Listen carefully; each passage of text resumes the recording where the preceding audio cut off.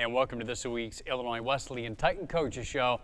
I'm Eric Stock, joined by Ron Rose, the men's head basketball coach here at Illinois Wesleyan. Coach, you're now through the first non-conference portion of the schedule and still unblemished, 5-0. Yeah, the schedule's interesting now, isn't it? You have 5 non-conference games, kind of take a little bit of a hiatus, play 3 conference games, and get back to your non-conference. It's been a good start. I think we've played pretty good basketball, but also it has shown us areas that we need to get better at as we head into this conference portion. After you played your first 3 games at Shirk Center and all had double-digit wins, then you go out on the road for the first time, going to Memphis this past weekend, playing Millsaps and Rhodes. First game close up until about the 8-minute mark, then you were able to pull away.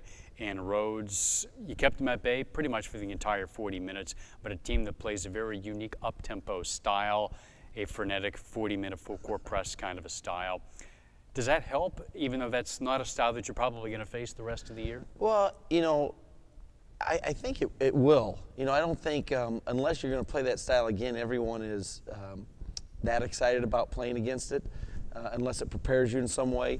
What I think it did for us is it does force you to play against pressure for 40 minutes. It forces your guys to go make plays, to be aggressive. And so I think in that sense, you know, I look at it as a positive because we played 12 different guys during the game. We were forced to handle trapping situations. We had to attack the basket. We had to make a lot of decisions, and hopefully that will carry forward. You know, they also ran a kind of a unique offense where they drove a lot. So again, that's something that we need to continue to get better at as well. Is that a little difficult for a coach because you, in a way, I guess you got to kind of let them go. You can't control that kind of environment as chaotic as it is. It really is go make plays. I mean, I guess some people have tried to slow the tempo down, but when they're double teaming you and you've got a 3-on-2 or a 4-on-3 or 2-on-1 oftentimes, with our skill set, we wanted to attack that. We didn't want to slow it down. I really, you know, you kind of remove yourself in some ways in terms of making adjustments offensively where it's a matter of just making sure that you're strong with the ball, you get it out of that trap, and then you're making good decisions. So I think it was positive in that sense that the players had to take ownership of how we were playing on the offensive end. You talked about how they use a lot of dribble penetration, which has been an area that you'd like to see tighten up a little bit on the defensive end. Do you feel that they've made strides in that area? We have gotten better. We have gotten better. Now we still have, we've got to continue to improve there.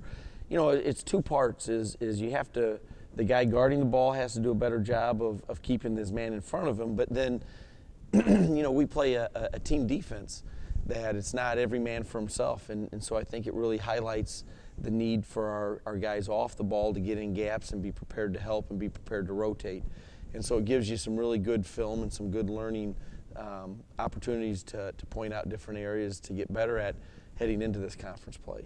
On the offensive end, they've been putting up the points. Certainly, do you feel that they are gelling offensively? Yeah, you know, I don't think we've executed exceptionally well. We've had several games. I don't think we've shot it nearly as well as we're capable. But what we've done is I think we have moved the ball and played unselfishly. And that balance and depth has really paid off in our games. You know, we put 5 guys on the floor who are all capable of scoring at any time. It makes it really difficult to guard.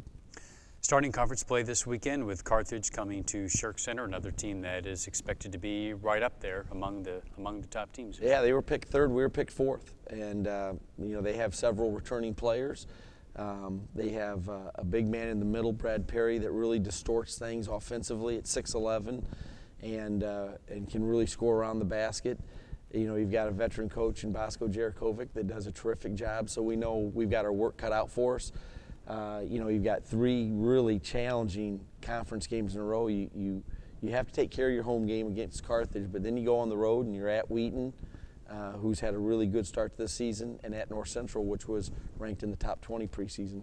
So it should be an interesting first week to the conference season before you get some time off, not much of course, but about a week before WashU in Chicago, then the Atlanta trip at the end of the month, and back into conference play again. Yeah, you know, this is really, when you look at the level of competition which we're going to play, I mean, it's a it's a challenging stretch. Not only do you have those 3 conference games against all quality opponents, all picked in the top 5 in our conference, but you know, Chicago, WashU, and Emory are all elite teams as well. They've all been teams that find themselves. WashU and Emory in the top 20 currently, and Chicago's always challenging. So we've got a really, really difficult stretch right now. Well, we'll look forward to the upcoming weekend with the Carthage coming to Shirk Center. Best of luck. We appreciate the time, Coach. Thanks, Eric.